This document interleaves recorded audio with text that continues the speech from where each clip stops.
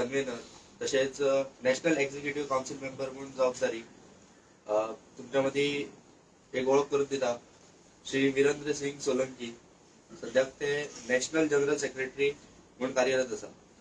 तसेच आमचे हर्षत्री national media convener तसेच आमचे राहुल रजोरिया कोंकण प्रांत मंत्री अशी जबाबदारी आसा.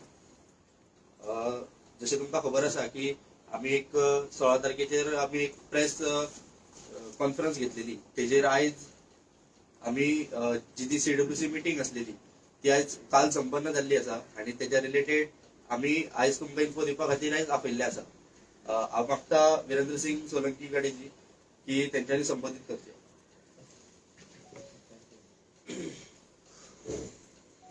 सभी को नमस्ते.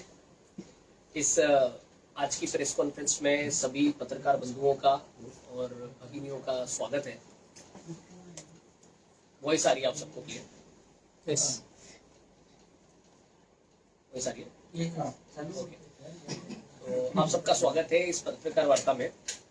जैसे कि आप सबको पिछली प्रेस कॉन्फ्रेंस में 16 तारीख को जब हुई थी, हमने जानकारी साझा की थी कि विद्यार्थी परिषद की केंद्रीय कार्य समिति की जो बैठक है वो बैठक गोवा में कैफे स्थित दामोदर संस्थान में हो रही है. तो हमारी 2 दिवसीय बैठक खत्म हुई है. कल हमारा केंद्रीय टीम की बैठक भी संपन्न हुई है, उसी के साथ लगातार चलेगी.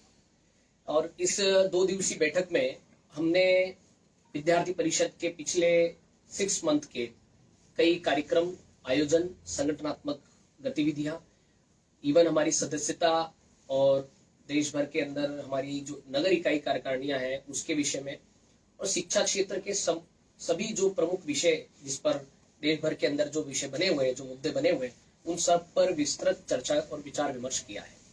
हमने जो समसामयिक विषय, जो समाज के अंदर भी कुछ ऐसे विषय जो यूथ को पिन करने वाले हो, या राष्ट्र के मुद्दे ऐसे जो राष्ट्रीय एकता, अखंडता और राष्ट्रीय सुरक्षा संबंधित विषय है, उन सभी विषयों पर ऐसी हमने विभिन्न सत्रों के माध्यम से हमारा चर्चा और विचार विमर्श हुआ है. और इस बैठक के अंदर प्रमुख रूप से इस बार हमने कुछ आगामी योजना भी तय की है. और संगठनात्मक विषयों के बारे में मैं आपको जानकारी दूं तो हमने ऐसा विषय चर्चा किया है कि संगठन की जो नगर इकाई की कार्यकारिणी है, उससे लेकर प्रांत की कार्यकारिणी और राष्ट्रीय स्तर की कार्यकारिणी, इन सभी कार्यकारिणियों में जो रिफॉर्म्स होना है उस पर भी हमने चर्चा की है, विचार विमर्श किया है. सदस्यता में भी हमने आगामी समय में हमारे जिन प्रांतों में, जिन स्टेट्स में कम मेंबरशिप हुई है, उन स्टेट्स में मेंबरशिप कैसे और आगे बढ़ेगी, उस पर भी हमारी कार्य योजना और विचार विमर्श हुआ है.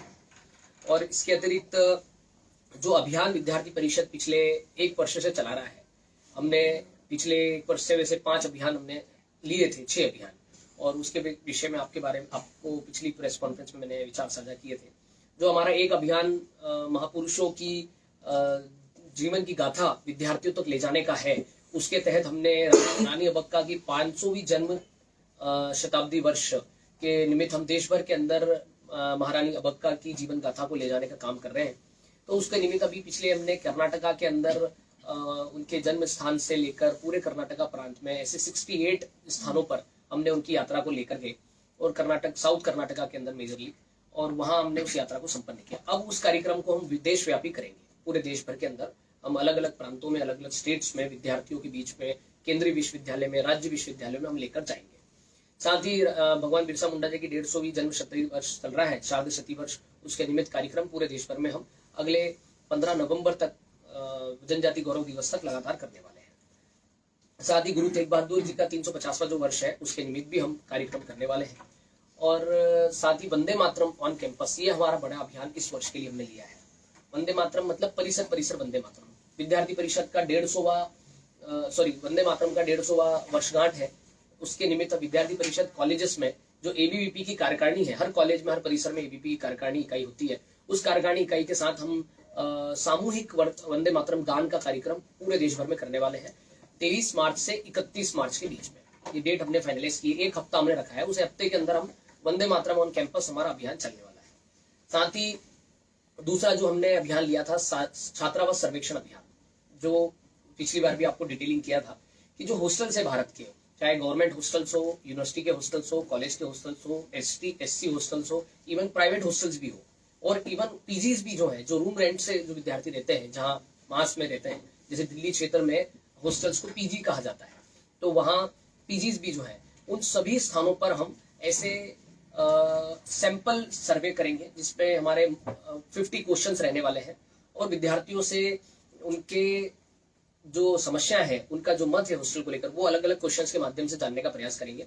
और ऐसे एक हॉस्टल में 10 फॉर्म हम भरवाएंगे और छात्र से भी भरवाएंगे, छात्रावास के जो वार्डन है उनसे भी एक फॉर्म भरवाएंगे, और साथ ही वहाँ जो विद्यार्थी, अन्य विद्यार्थी जो मिलने जुलने आते हैं, अगर कोई ऐसे संपर्क में आता है तो उसके माध्यम से भी 3 प्रकार के फॉर्म हम भरवाने वाले हैं। तो ऐसे छात्रावास सर्वेक्षण अभियान के तहत पूरे भारत में हम ये 15 फरवरी से 15 मार्च इस दौरान कोई भी 7 दिन अपने अपने स्टेट्स में, जो हमारी कार्यकारिणियां हैं वो अपने अपने स्टेट्स में अपनी अनुकूलता के अनुरूप ये अभियान लेने वाली है और करेगी। इसका छात्रावास सर्वेक्षण का अभियान का जो भी रिपोर्ट होगा वो हम केंद्र सरकार और स्टेट गवर्नमेंट्स के साथ उसके आधार पर हम मांग भी करेंगे और पब्लिक भी करेंगे, समाज के बीच में भी उसको लेकर जाएंगे, विद्यार्थियों से भी तो अगर कुछ आह्वान करने की बात होगी तो वो भी हम उसमें करने वाले हैं। तो ऐसा छात्रावास सर्वेक्षण अभियान भी हमारा होने वाला है।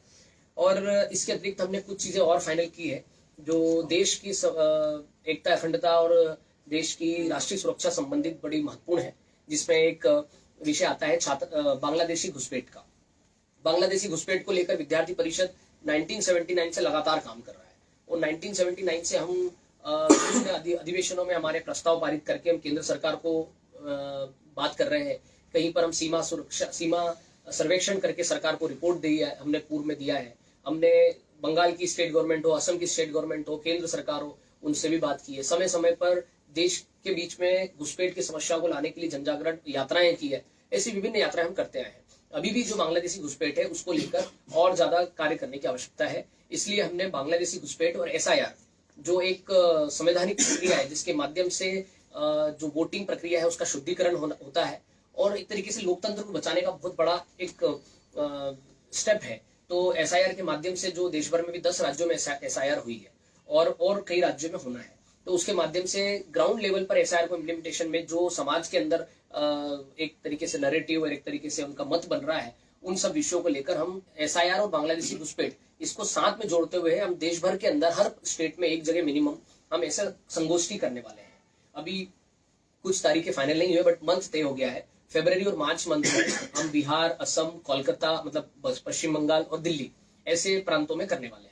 ऐसे प्रांतों में मेन स्थान पर करेंगे जिसमें पूरे प्रांत भर से हमारे छात्र प्रतिनिधि सम्मिलित होंगे और उस एसआईआर बांग्लादेश घुसपैठ के जो एक्सपर्ट्स हैं, जो जानने वाले हैं, उनको हम अतिथि के तौर पर बुलाकर उसके विषय में क्लैरिटी हमारे युवाओं को हो सके, उसके लिए हम संगोष्ठी करने वाले हैं।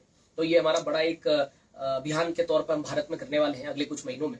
और साथ ही इसके अतिरिक्त हमने एक और बड़ा अभियान लिया है जिसमें छात्र संघ चुनाव की बात आती है कि छात्र संघ चुनाव अभी देश भर के अंदर नहीं हो रहे हैं, कुछ एक चुनिंदा यूनिवर्सिटीज में हो रहे हैं। अभी आप देखेंगे तो देश के अंदर पिछले वर्ष में मात्र 10 जगह छात्र संघ चुनाव हुए हैं, जिसमें आप देखेंगे कि उसका परिणाम जो रहा है वो सबके सामने है। लेकिन छात्र संघ चुनाव की प्रक्रिया, जो लिंगो कमेटी का जो सजेशंस थे, उसमें भी कुछ रिफॉर्म्स की आवश्यकता महसूस होती है आज के परिप्रेक्ष्य को देखते हुए। तो उसको लेकर हम छात्र संघ चुनाव रिफॉर्म्स है ना, स्टूडेंट यूनियन इलेक्शन रिफॉर्म्स को लेकर हम एक राउंड टेबल कॉन्फ्रेंस दिल्ली में आयोजित करने वाले हैं मार्च मंथ में। मार्च अप्रैल में करेंगे क्योंकि इलेक्शंस जो है वो अगस्त सितंबर में ही होते हैं। तो 3-4 मंथ पहले उसका हम एक आयोजन करके उसमें जो चिंतन मंथन करके जो उसका कंक्लूजन निकलेगा, जो उसकी जानकारियां और उसके जो सजेशंस उसमें आने वाले हैं, उसको हम केंद्र सरकार को भी देंगे और राज्य सरकारों को भी प्रेषित करेंगे और जो यूनिवर्सिटीज हैं जो इलेक्शंस कराती है उनको भी भेजेंगे। और कुल मिला के हमारी मांग रहेगी कि सभी देश के विश्वविद्यालयों में छात्र संघ चुनाव कराए जाए ताकि आने वाले समय में छात्रों का नेतृत्व निकलकर समाज को भविष्य में नेतृत्व मिल सके। और उसके अकॉर्डिंग, और अभी जैसे बहुत सारे ऐसे छात्र संघ चुनाव में रिफॉर्म्स की आवश्यकताएं हैं जिसको, जैसे मैं एक उदाहरण के तौर पे बताऊं कि कितना बजट खर्च होना है, कितना नहीं होना है, किस प्रकार की कैंपेनिंग होना है, किस प्रकार की कैंपेनिंग नहीं होना है। क्योंकि जब लिंगो कमेटी के सजेशंस थे तब युवाओं के बीच में इतना एक मोबाइल फोन्स का उपयोग, गाड़ियों का, रैलियों का यूज होना, एक प्रिंटिंग मटेरियल को किस प्रकार से यूज करना, ये सब उस समय नहीं था। लेकिन आज के परिप्रेक्ष्य में वो बदलता दौर दिख रहा है। तो हमारे कुछ सजेशंस को हम उसमें चिंतन मंथन करके जो भी उसका निष्कर्ष निकलेगा वो जो भी अथॉरिटीज हैं, चाहे वाइस चांसलर्स हो, चाहे यूनिवर्सिटी के डायरेक्टर्स हो और जहां भी सरकारें हो, उन सबको हम प्रेषित करने का काम करेंगे। तो ऐसे हमारे ये अभियान देश भर के अंदर हम करने वाले हैं और ये बैठक दिल्ली में आयोजित होगी छात्र संघ रिफॉर्म्स को लेकर। और इसके अतिरिक्त एक भारत की एकता, अखंडता तो भारत की एकात्मता के लिए एक हमने प्रोजेक्ट चलाते हैं जिसका नाम है student experience in regional understanding. तो उसको हम यूजुअली हमने 1991 में शुरू किया था और 1993 में पहला बैच हमारा गया था। उसके बाद से लगातार वो बंद रहा। लास्ट 2025 में हमने उसको शुरू किया है सेरू को। और सेरू प्रोजेक्ट जो है हमारा, वो प्रोजेक्ट ऐसा है कि भारत के लद्दाख क्षेत्र के जो दूर दराज के गांव, स्कूल, कॉलेज, यूनिवर्सिटीज हैं, वहां के विद्यार्थियों को हम वहां से निकालकर हरियाणा, दिल्ली और उत्तराखंड ऐसे राज्यों में भ्रमण कराएंगे ताकि यहाँ की स्पेशलिटी को वो स्टूडेंट जान सके, इस समाज के साथ वो एकात्म हो सके, उनके लिए एक एक्सप्लोरर का काम हो और उस सेरू प्रोजेक्ट के माध्यम से वो हमारे देश का दर्शन कर सके, उनकी अंडरस्टैंडिंग, वो समाज में एकात्मता हो सके, उसके लिए करेंगे। तो जैसे पिछली बार हम लेकर गए तो बाघा बॉर्डर हमने विजिट कराई, प्रधानमंत्री संग्रहालय विजिट कराया। इस बार भी हमारी ऐसी कुछ योजना है। और ये जो सेरू प्रोजेक्ट है ये हम लगभग 26 फरवरी से 9 मार्च के बीच में करने वाले हैं। इसमें कुछ स्टूडेंट्स का ग्रुप आएगा और लद्दाख रीजन के ही आएंगे। तो ऐसा ये सेरू प्रोजेक्ट भी हम इस वर्ष करने वाले हैं। इसकी भी इस कार्य समिति बैठक में विस्तृत चर्चा हुई है, विस्तृत यह कार्य योजना बनी है। और आने वाले समय में ओवरऑल कैंपस एक्टिविज्म को लेकर भी हमने कुछ नई रणनीतियां बनाई है कि कॉलेजेस के अंदर स्टूडेंट जो है उसकी कमी हमको दिखती है, स्टूडेंट अटेंडेंस कम है, स्टूडेंट कॉलेज की ओर कम जा रहा है। कहीं ना कहीं यूनिवर्सिटीज के अंदर भी देखते हैं तो यूनिवर्सिटी के अंदर कम जाता है, कोचिंग क्लासेस में ज्यादा लग गया है। तो वो परिसर चलो अभियान जो हमारा है तो वो ऑलरेडी पिछले 1 वर्ष से चल रहा है, उसको और तेज गति देने का इस बैठक में निर्णय हुआ है। और हम कैंपसेस में युवाओं से भी आह्वान करेंगे, अभिभावकों से भी संवाद करेंगे और टीचर अभिभावकों का संवाद का कुछ योजना ऐसा करेंगे ताकि कैंपस के अंदर विद्यार्थी ठीक तरीके से आ सके, अपने जीवन को, अपने करियर को बनाने के लिए एफर्ट्स डाल सके। और कैंपस को भी इंटरेस्टिव और अट्रैक्टिव बनाने के लिए हम वहां पर कुछ हमारी गतिविधियों के माध्यम से SFD, SFS, कला मंच और खेलो भारत, ये 4 गतिविधियां हमारी है, उसके माध्यम से हम वहाँ एक्टिविज्म खड़ा करेंगे जिससे कैंपस में बच्चे का इंटरेस्ट बने। और इसीलिए हम छात्र संघ चुनाव की मांग कर रहे हैं। तो ऐसे कुल मिला के हम काम करने वाले हैं। और एक और विषय जो लास्ट हमारी चर्चा में आप सब लोगों का सुझाव भी आया था ड्रग्स को लेकर, तो उसमें हमने हमारी बैठक में विस्तृत चर्चा भी की है। ड्रग फ्री कैंपस हमारा जो अभियान पहले से चल रहा है, उस अभियान को हम और तेज गति से और नए फॉर्मेट में समाज के बीच में लेकर जाएंगे, स्टूडेंट समाज के बीच में। और ड्रग फ्री कैंपस के लिए हम कैंपसेस के अंदर स्टूडेंट्स के साथ संवाद और एक कैसे कुछ रूल्स रेगुलेशंस हमारे कैंपसेस को ड्रग्स के इंटरवेंशन से बचा सकते हैं, उन विषयों पर चर्चा करके एकेडमिक लोगों को, प्रशासनिक अधिकारियों को, यूनिवर्सिटी के, कॉलेजेस के, उनको हम जानकारी देंगे और उनसे बात संवाद करके इस पर जितना विद्यार्थियों के बीच में अवेयरनेस भी ले जा सकते हैं उतना ले जाने का हमारा प्रयास रहेगा। और उसके लिए हमने प्रांतों को स्वतंत्र किया है क्योंकि हर प्रांत की, हर यूनिवर्सिटी की अपनी अपनी स्थितियां हैं। तो प्रांत जो है वो अपनी योजना से इस कार्य को आगे बढ़ाएंगे। इसकी राष्ट्रीय स्तर से कुछ योजना ऐसी हमने तैयार नहीं की, परंतु प्रांत स्तर से इसकी योजना तैयार होगी और उस पर कार्य करेंगे। और एक और जो हमारा इस वर्ष का फ्लैगशिप कैंपेन जो है screen time to activity time, उसकी हमारी कार्य योजना बनी है। ये जो screen time to activity time है, इसके तहत हम देश भर के अंदर ऑफलाइन ऑनलाइन दोनों मोड में कैंपेन करेंगे, स्टूडेंट्स का जागरण करेंगे। और स्टूडेंट्स के जागरण के साथ हम कैंपसेस के जागरण के साथ कैंपसेस के अंदर जो स्क्रीन, मोबाइल फोन की स्क्रीन है, उसमें जो अभी विचार विमर्श में 2 बातें मेजरली निकल कर आई कि मॉर्निंग 9 से इवनिंग तक तो बच्चा कैंपस में होता है, स्टूडेंट कैंपस में होता है, अपने एक्टिविज्म में इन्वॉल्व होता है, तो स्क्रीन का इतना यूज नहीं करता है, करता भी है तो अपने काम के लिए करता है। लेकिन इवनिंग 9 टू मॉर्निंग 9 के बीच में, स्लीप से पहले, सोने से पहले वो फोन को यूज करना एक एडिक्शन बन चुका है। सुबह उठते से 1 घंटा फोन यूज करना एक एडिक्शन बन चुका है। तो कहीं ना कहीं इस ड्यूरेशन में युवाओं को हॉस्टल्स के अंदर और कैंपसेस के अंदर अवेयर करने की आवश्यकता है। और उसके लिए हम कई विभिन्न गतिविधियां चलाएंगे। हमने ऐसी कुछ 32 गतिविधियां निकाली है जो कॉलेजेस में हो सकती है। इसमें मेजरली हमने स्वेट बिफोर स्लीप ऐसा एक स्लोगन भी दिया है कि सोने से पहले हम कुछ वर्कआउट, कुछ गेम खेल कर ही सोएं ताकि हम फोन से बच सकते हैं। तो ऐसा हमने प्ले बिफोर स्लीप ऐसे करके भी स्लोगन दिया है। हमने screen time to timely sleep की भी बात की है कि समय पर सोने की बात की है। हमने दिन के अंदर जो स्क्रीन है उसको यूज करने के लिए हमने जो एक्टिविटीज है युवाओं में, मेनली जो टीनेजर्स हैं उनके बीच में है, तो हमने screen time to play time का एक कैंपेन लिया है जिसमें हमने ऐसा भी एक कल्पना करी है कि कैंपस के अंदर प्रशासन से बात करके एक ऐसा कॉर्नर बनाया जाए जिस कॉर्नर में फोन अलाउड ना हो यूज करना, और वहाँ छोटे जो इंडोर गेम्स है उसका एक सेटअप हो, जैसे चेस खेलना और बैडमिंटन खेलना, कैरम खेलना या कुछ भी ऐसा गेम खेलना या रीडिंग करना, वहाँ लाइब्रेरीज होना, वहाँ बुक्स रखी जाना, इस प्रकार का एक वातावरण हो जिससे युवा जो है फोन से दूर होकर एक ऐसे स्टेप लेने से वो अवेयर होगा। जब वो जानकारी में होगा, जागरूक होगा, तो उस प्रकार के खुद ब स्वतः ही वो नियंत्रण करने का प्रयास करेगा। तो ऐसा हमने ऐसे 32 गतिविधि हमने निकाली है जो पूरे भारत में कैंपसेस में हम करने वाले हैं, और इस कैंपेन को पूरे देशव्यापी तौर पर हम चलाएंगे। इसके माध्यम से युवाओं को स्क्रीन एडिक्शन से बचाने का हमारा प्रयास रहेगा। तो इस प्रकार से हमारा ये पूरे 2 दिवसीय बैठक के अंदर हमारा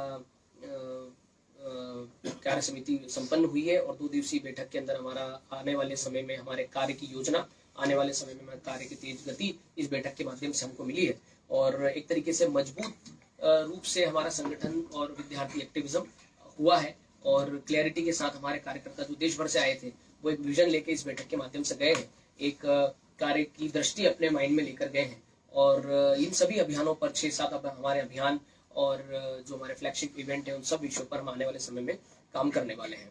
और इसके लिए हमने पूरे देश भर के अंदर जो कार्यकर्ता आए थे देश भर से, उन सब के साथ विस्तृत चर्चा भी की है, विचार विमर्श भी किया है, कुछ कमेटियों का गठन भी हुआ है। ऐसी 2 घोषणाएं भी हमारी केंद्रीय कार्य समिति के अंदर हुई है, जिसमें एक हमारे पूर्व राष्ट्रीय मंत्री रहे राहुल राणा जी, वो अभी वापस पूर्णकालिक जीवन में आकर वो BHU के केंद्र रहेगा और केंद्रीय राज्य विश्वविद्यालय के संयोजक रहेंगे, केंद्रीय विश्वविद्यालयों के संयोजक रहेंगे, केंद्र उनका BHU रहेगा। एक हमारी बहन श्रेया जो SFS का कार्य करती थी, उनका केंद्र काशी से बदलकर अभी भोपाल किया गया। ऐसी 2 संगठनात्मक घोषणा भी इस बैठक के अंतर्गत हुई है। तो ऐसे कुल मिला के हमारी 2 दिवसीय बैठक हुई है, इसमें विभिन्न चर्चा हुई है, और इस बैठक को आयोजन करने में जो गोवा की हमारी इकाई है उन्होंने बहुत अच्छी व्यवस्था, बहुत अच्छी तैयारियां की, सभी प्रकार की अच्छे से चिंतन हो सके उसकी चिंता रखी, और इतने अच्छे आध्यात्मिक स्थान पर हमारी बैठक हुई है जिसमें गोवा का जो दृश्य देश के अंदर समझा जाता है उस प्रकार उसके विपरीत तो नहीं कहूंगा कि गोवा का जो मूल स्वभाव है, जिस प्रकार से गोवा का मूल संघर्ष रहा है, उसको आत्मसात करते हुए हमने इस बैठक के अंदर दामोदर संस्थान में मंदिर के अंदर हमने इस बैठक को किया है। विचार विमर्श हमारे कार्यकर्ताओं का हुआ है, और बड़ा ही आध्यात्मिक माहौल में हमने देश, समाज और युवाओं के प्रति विचार करने का कार्य इसमें किया है। इसके लिए मैं पूरे गोवा के कार्यकर्ताओं का भी आभार व्यक्त करता हूँ, और गोवा वासियों का भी, क्योंकि गोवा वासियों ने भी इसमें भूमिका निभाई है, उन्होंने भी सहयोग किया है। गोवा के कई कार्यकर्ता, पूर्व कार्यकर्ता, समाज के जन, उन्होंने सहयोग से ही हमारी ये बैठक संपन्न हुई है, उनका भी मैं बहुत बहुत धन्यवाद और आभार व्यक्त करता हूँ। तो ऐसे कुल मिला के हमारी बैठक संपन्न हुई है, और इसकी जानकारी मैंने आपके साथ साझा की है। बहुत बहुत धन्यवाद। आपके कुछ प्रश्न हो तो पूछ सकते हैं।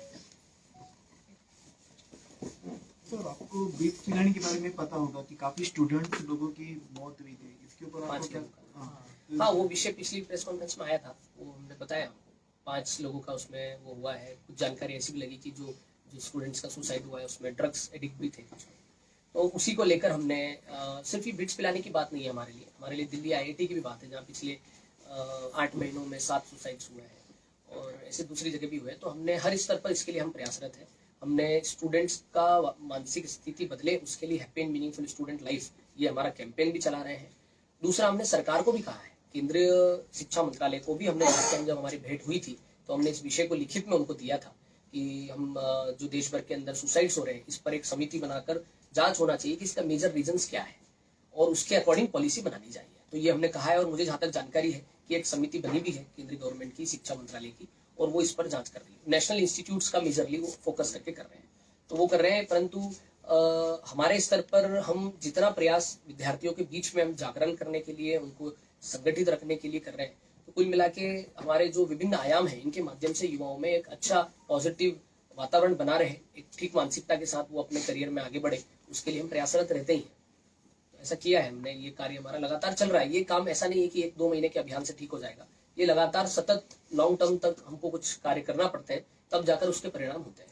तो हम वो लगातार कर रहे हैं ऑलरेडी, और कहीं कहीं ऐसी घटनाएं होती है जहाँ एकदम से सामने आती है, तो उसके विषय में हम लोग एक्टिवली वहाँ शासन प्रशासन से जो न्याय के लिए मांग करना है वो भी करते हैं, और बाकी विद्यार्थियों को अवेयर करने का भी प्रयास करते हैं। कॉलेज लाइफ में देखा जाएगा तो स्पेशली इन हायर एजुकेशन और जैसे उच्च माध्यमिक विद्यालय में देखा जाएगा तो पॉलिटिक्स का प्रमाण बढ़ रहा है। जैसे ABVP हो, NSC हुआ है, इनको पॉलिटिकल पार्टियों की ओर से सपोर्ट किया जा रहा है, और एक पार्टी पॉलिटिक्स दिखाई दिया जा रहा है। कैसे देखो, सबसे पहले तो आपका प्रश्न अच्छा है।